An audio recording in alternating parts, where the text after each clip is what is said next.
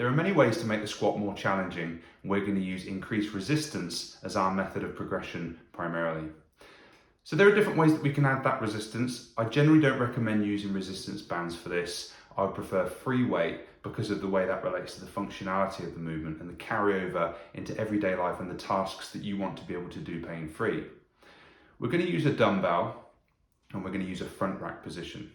So what do I mean by front rack position? Well, we can hold the weight in front of our spine or we can hold it behind our spine.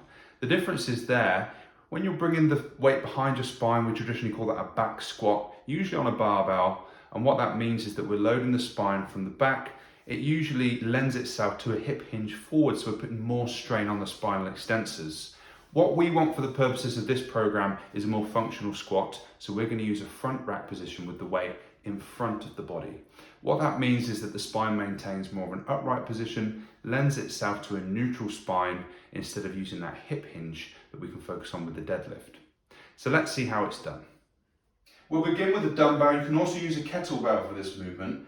A very light weight initially, just to give us some increased resistance, and we can begin to add to that as we get more comfortable with the weight in front of our body.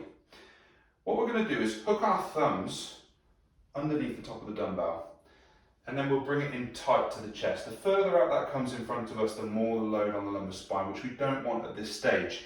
So we're going to bring that in close, right into the collarbone and the sternum, and then we need to try and keep the elbows up and above the weight. What that does is resist that pull forwards.